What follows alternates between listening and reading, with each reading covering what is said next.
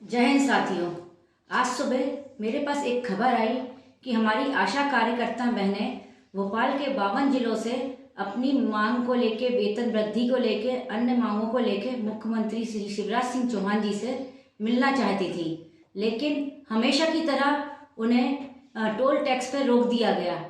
इससे मुझे एक अपना पुराना वाकया याद आया। आज से 6-7 महीने पहले मैं स्वयं भारतीय जन प्रदेश सचिव महिला विंग आम आदमी पार्टी की उनसे परमिशन लेने गई, उनको राखी बांधने के लिए, और एक दिन और तिथि डिसाइड करके हम सारी बहनें आम आदमी पार्टी की साथी, महिला साथी जब उनके निवास के लिए पहुंचे तो हमें रविंद्र भवन पे रोक लिया गया और वहां से हमें जिला बदल करके सीहोर टोल टैक्स के वहां छोड़ दिया गया।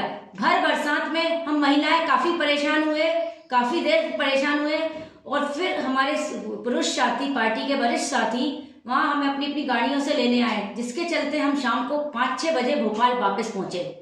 इसने ये बताता है हमें कि हमारे जो आदरणीय शिवराज जी सीएम साहब, जो स्वकथित भाई और मामा बोलते हैं, उन्होंने आज ये सिद्ध कर दिया कि वो मामा नहीं कसाई हैं, क्योंकि एक कंस का दूसरा भाई है। क्योंकि जिस तरह कंस ने अपनी बहन को बिना किसी जुर्म के जेल में डाल दिया, उसी तरह जब उनकी पार्टी के अलावा दूसरी महिलाएं अब उनको भाई बोलती है, अपनी बहनों को डिमांड रखने जाती हैं, तो उनको उसके साथ इसी तरह से कराया जाता है। उन्हें जिला बदल करके टोल टैक्स या कहीं दूर छुड़वा दिया जाता है।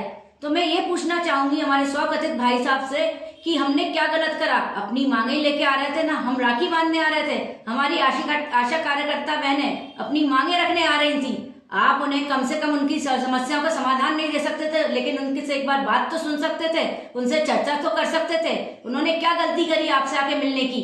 बस यही कि अपनी मांगे रखना चाह रही थी वो, और आपने उन्हें जिला बदल करके उन्हें टोल टैक्स पर रोक दिया। अलग अलग जिलों से रात भर दिन भर परेशान होकर वो महिलाएं वहां पहुंची। आपने एक बार भी नहीं सोचा कि वो किस तरह उधर क्या समस्याओं को फेस कर रही होंगी। यही बोलूंगी आप सभी से कि जिस तरह कि हमारे शिवराज जी अपनी पार्टी की महिलाओं के साथ रक्षाबंधन मना सकते हैं, अपनी पार्टी की महिलाओं को बहन बोल के उनके साथ उनकी समस्याएं सुन सकते हैं, तो क्या प्रदेश के जितने भी भाई बंधु हैं वो उनके भाई बहन नहीं है? इससे तो ये सिद्ध होता है कि जो उनकी पार्टी से बीजेपी के लोग हैं वही उनके रिश्ते में लगते हैं, बाकी जनता उनसे कोई मतलब नहीं है। सिर्फ वो राजनीतिक लाभ लेने के लिए हमें बहन भांजियां बोलते हैं, बाकी हमारी समस्याएं, हमारी परेशानियों से उनका कोई तात्पर्य नहीं है। जिस तरह की आज प्रदेश में महंगाई चरम सीमा पर है, हमारी रसोई का कोई हिसाब ही नहीं कि हर चीज कितनी महंगी होती जा रही, बिजली के बढ़ते बिजली के बिल ये सब दे रहे हैं हमारे भाई साहब। तो अब मैं ये बोलना चाह रही हूँ आप सभी से कि बहुत हुआ, अब वक्त है बदलाव का, अब वक्त है कुछ नया इतिहास रचने का। क्योंकि हम बैठ के बातें तो करते हैं कि देश में बदलाव होना चाहिए, नई क्रांति आना चाहिए, कुछ नया होना चाहिए, तो बातें और चर्चा करने से नहीं होता है, सोच और नजरिए से होता है। तो आपसे सभी से मेरा निवेदन है हाथ जोड़ के कि प्लीज अब अपनी सोच और अपने नजरिए को बदलिए, क्योंकि जब आपका सोच और नजरिया बदलेगा तभी ये देश बदलेगा, तभी देश में बदलाव आएगा।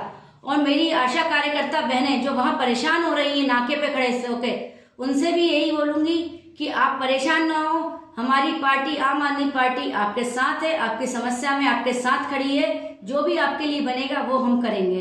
इसी के साथ मैं भारतीय जन प्रदेश सचिव महिला विंग आपसे यही गुजारिश करूंगी, यही निवेदन करूंगी कि अपनी सोच और अपने नजरियों को बदलिए, तभी देश और समाज में बदलाव होगा। जय हिंद।